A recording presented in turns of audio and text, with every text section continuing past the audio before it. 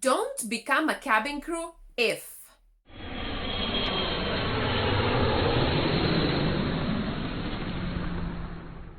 Make sure to stay tuned until the last minute of this video, as I'm going to cover some points that are perhaps related to the way you are thinking, that are perhaps resembling you.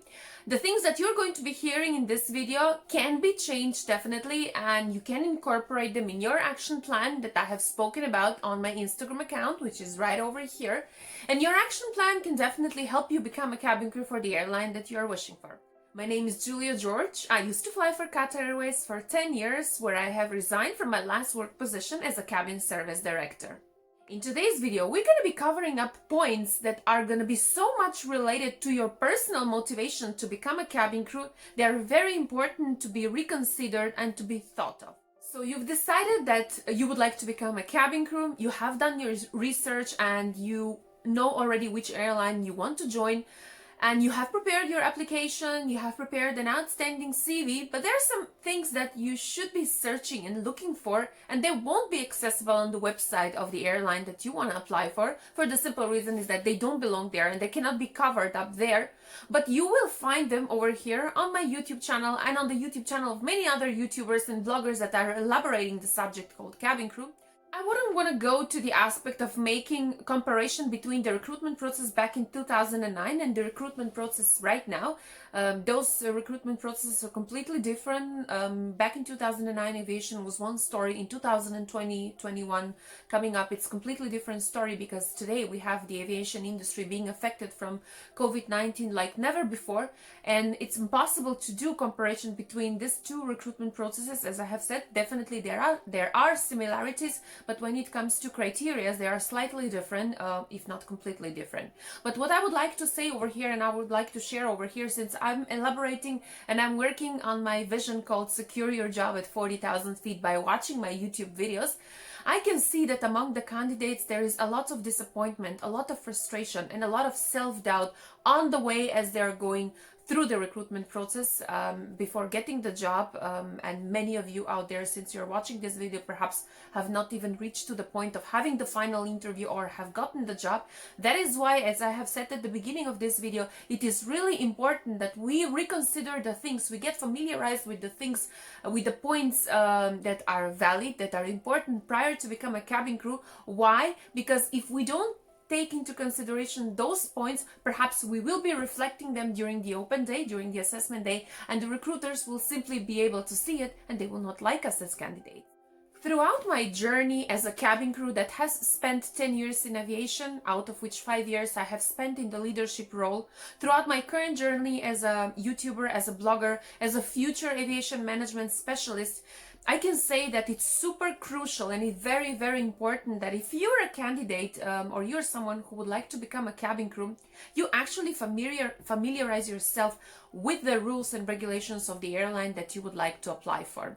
Remember, even though you might think that rules and regulations for airlines in Europe do not exist, yes, they do. Every airline has its own work decorum, I would like to say, their own way of presenting the rules and regulations. They're all unique to them. But what is important to know is that they differ from an airline to an airline.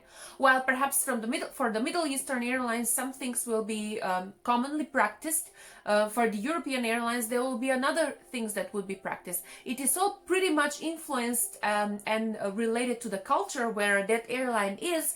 And over here, instead of sitting on YouTube and watching YouTube videos where people are actually sharing experience which are not so nice and are not so motivating, you're actually familiarizing yourself with the rules and regulations. And are you a person that can fit in those rules and regulations? Although I would say a comparison that somebody from Europe can come up and stay in the Middle Eastern airline, in Emirates Airlines, in Qatar Airways, and fly Dubai, and can easily adopt those rules and regulations because they're close to their personality.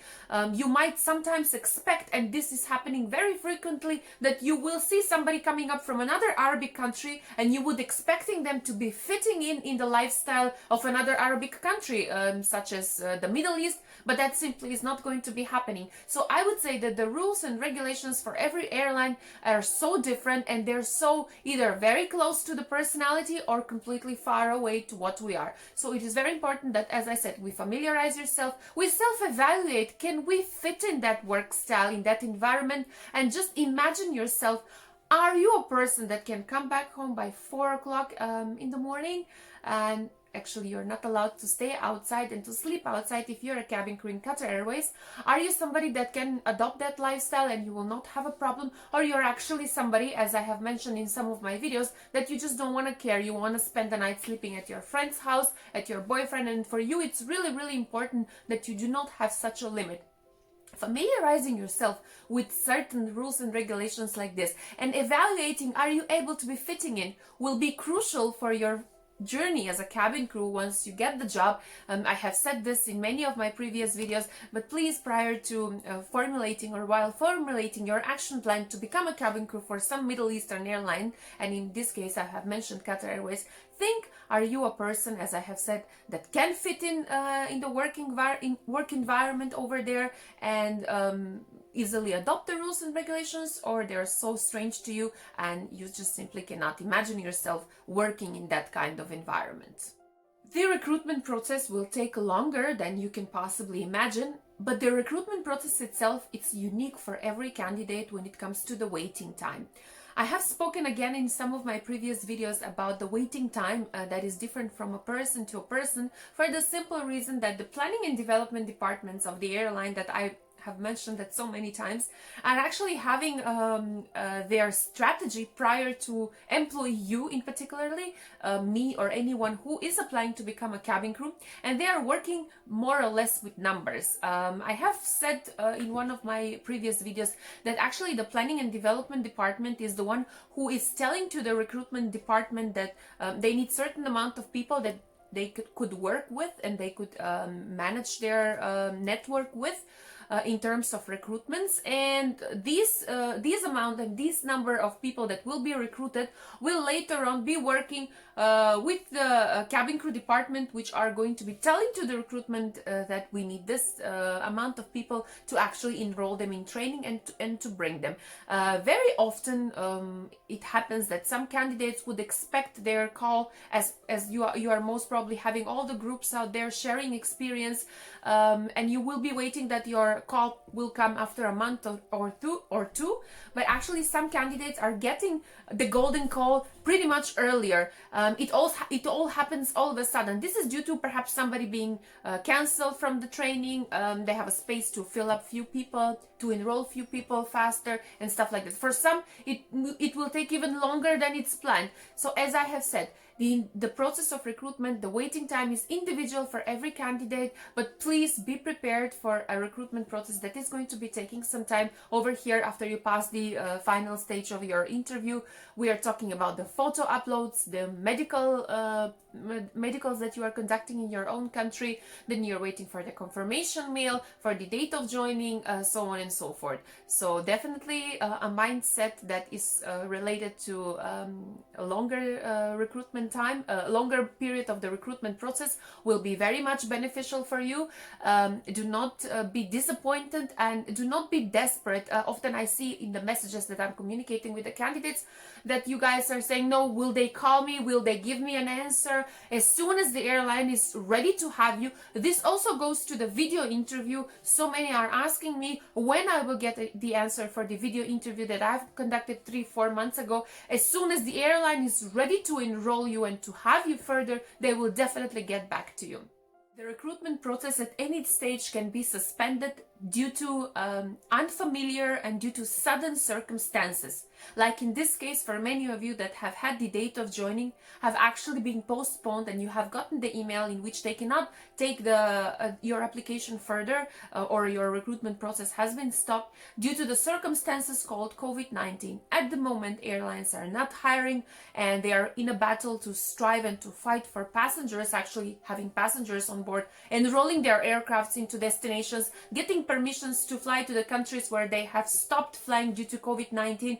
So in this whole chain of events, as I would like to say it, the recruitment process will come up at the later stage. That is not something that the airlines are giving up on, but that is something that is subject to a suspension and at the moment is not happening. So be ready that the recruitment process can change due to circumstances, mostly due to financial stage in which the airline is. I'm talking here in particularly and generally for all the airlines in the world. We do not know or we can have an idea what is happening in the financial sector of the airline that we are applying for, but definitely we have to have a mindset ready in terms of when the recruitment process, or if the recruitment process gets suspended as it is right now for many candidates.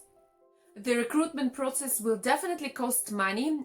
For some of us, it might be even more pricey. It depends on how much is the budget that we are having for the recruitment process. Some candidates would have to travel to another destination if they really want to be a cabin crew for the airline, they want to apply for.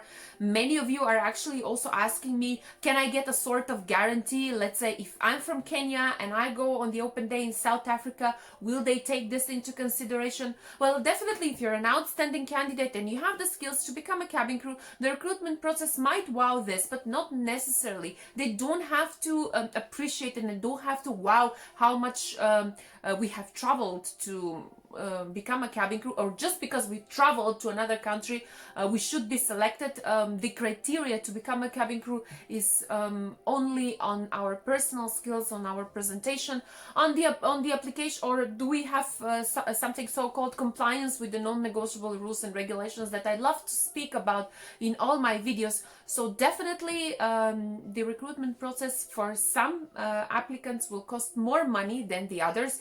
Over here, the photo preparation, if you're going to a professional photographer, and most of you are actually going for professional photography as you want your chances to be high, you are all striving for that professionalism, you're striving to present yourself as that outstanding candidate. In this way, the recruitment team, the human resource team is definitely appreciating those things when you are presenting yourself with a high quality picture, with a picture in which you are standing properly. Over here comes your skills and your abilities to understand actually how you're supposed to present yourself in the photo that is required for you to be uploaded. Some of you are actually subscribed to many applications out there and you have gotten help to prepare that outstanding CV. Some of you have taken coaching classes to become that outstanding candidate, which I do recommend. If you think that you are lacking in certain area, do not hesitate to enroll yourself into coaching classes. And one of the persons that I truly recommend is my dear friend Nitibelani. Her Instagram is right over here, and also her YouTube channel. Feel free to subscribe and feel free to contact her, or perhaps join her webinars, which are so important and so amazing at the same time for your personal development and to upgrade those skills to become and to present yourself as an outstanding candidate to become a cabin crew for the airline you're wishing for. Later on, the medicals, well, some of us do have an excellent medical insurance back home. Some candidates will need to do their medicals in private hospitals. This was common to me when I was doing my recruitment process.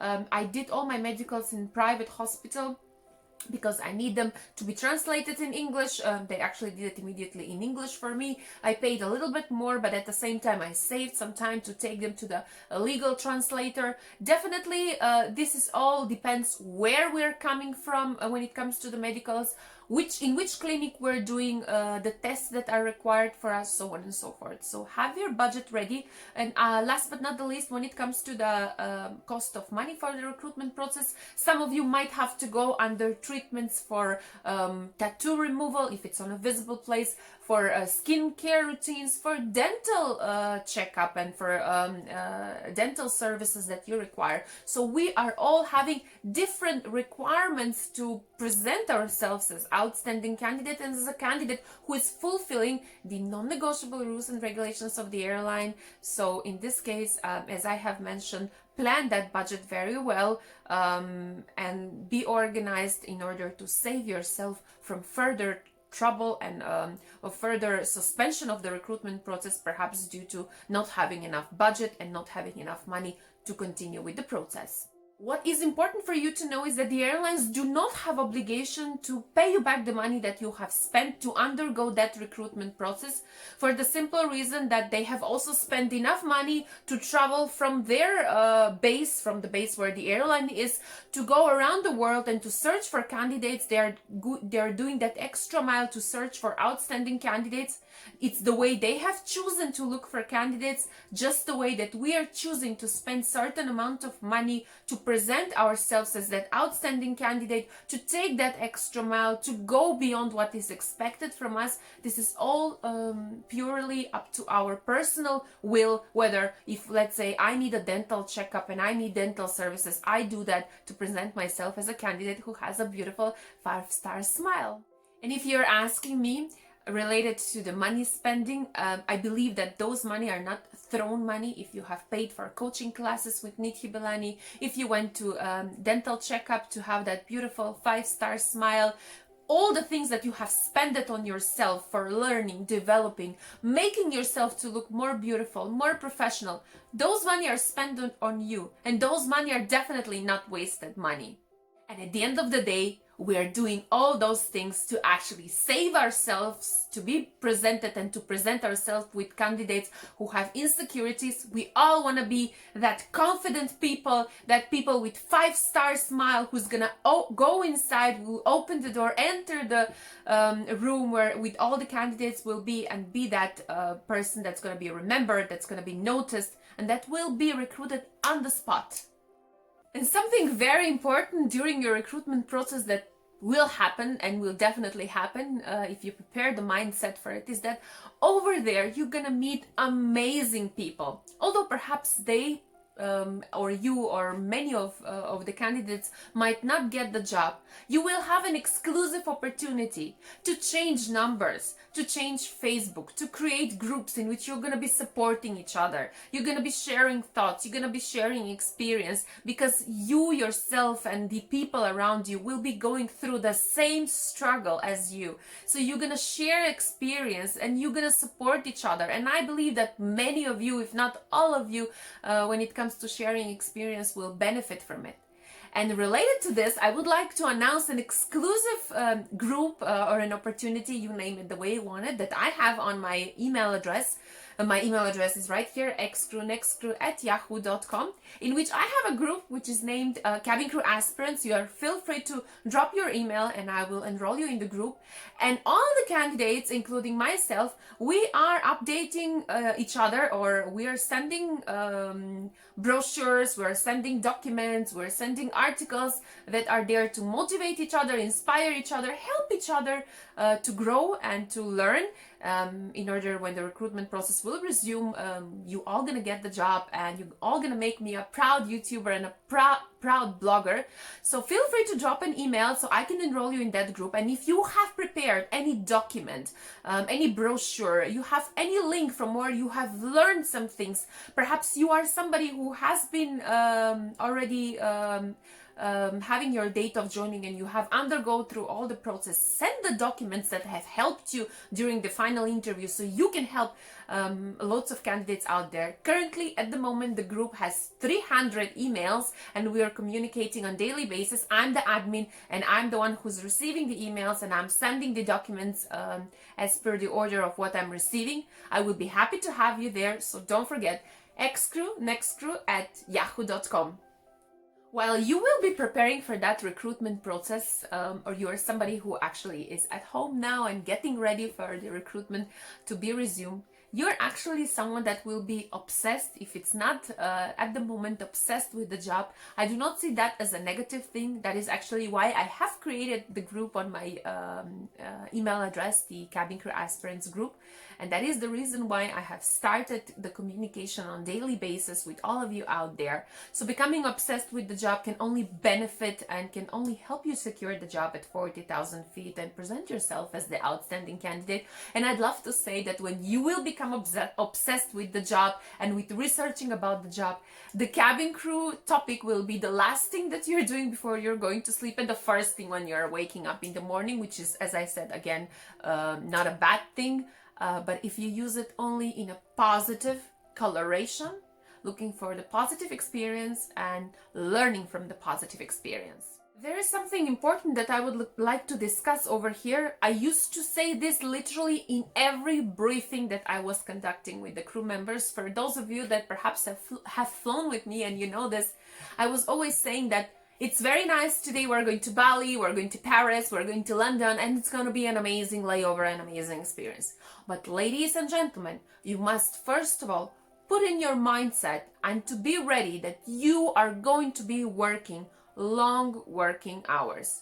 Even a small trip to intra-Gulf destination that is like 35-40 minutes will be a journey of 4 to 5 hours, because you will have the pickup time before, you will have the briefing, you will have the boarding time, then actual flying time, 1 hour on ground, then again the 45 minutes flight, then again another hour for deplaning passengers, and another hour until you reach your destination. So it can be extended up to 6 hours. If there is a technical problem, it can happen with the aircraft, your duty time can be extended to even longer. So your mindset should definitely include a preparation for long working hours. And before reaching Paris, London, Bali, or any destinations that you are excited to go to, and you have bidding for it for a few months on your roster, you have to know that there is a duties that needs to be conducted, which I have mentioned so many times on my videos, that we are there for the comfort and safety of the passengers.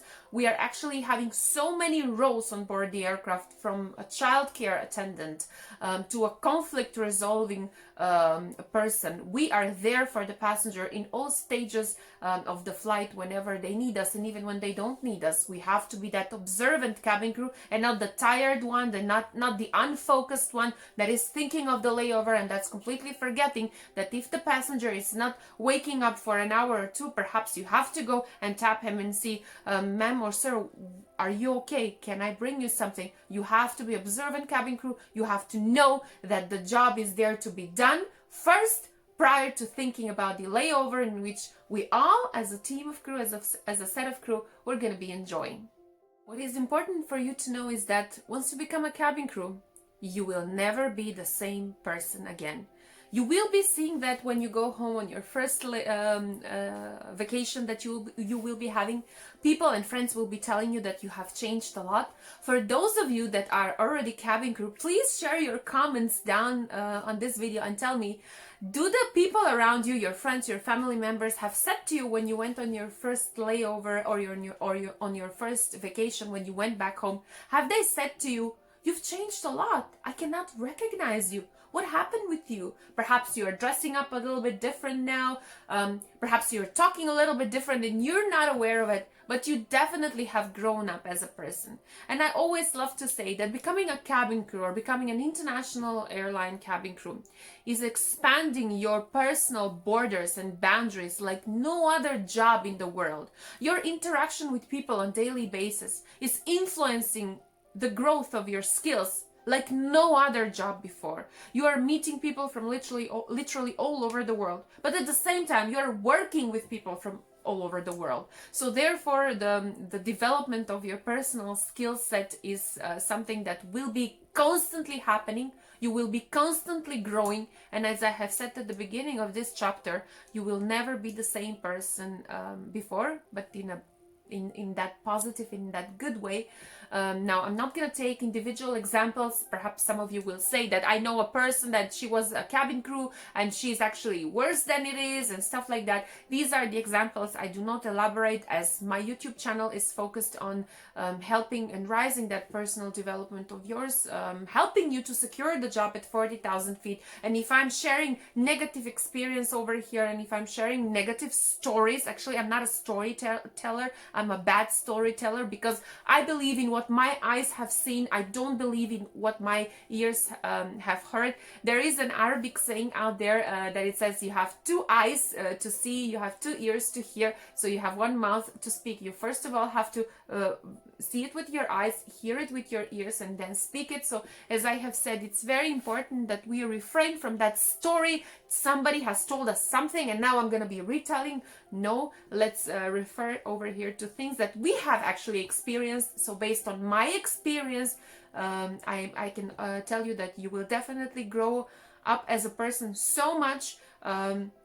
you're gonna enjoy being yourself actually after being a flight attendant for only a couple of years. That is something that I can guarantee, and it's gonna be definitely an amazing experience. But everything will be worth it. All those money spent on the recruitment process, all those waiting time to get the golden call, all those long working hours when you will become a cabin crew, all those negative moments that will be happening. Sometimes you will have misunderstandings, and they will all help you to raise up and to grow up as a person. Everything will be worth it, as I have said, that you will enjoy yourself just being you. Your level of confidence was already high when you got the job, but when you will be planning to leave the job, your level of confidence will be so much higher based on the experience and based on the growth of your personal skill set, as I have mentioned before. Thank you so much for watching this video. Don't forget to click subscribe, to hit that notification button for the many videos that are coming. Until then, don't forget to also follow me on my Instagram account over here, xcrew. Stay blessed, bye bye, and have a nice day.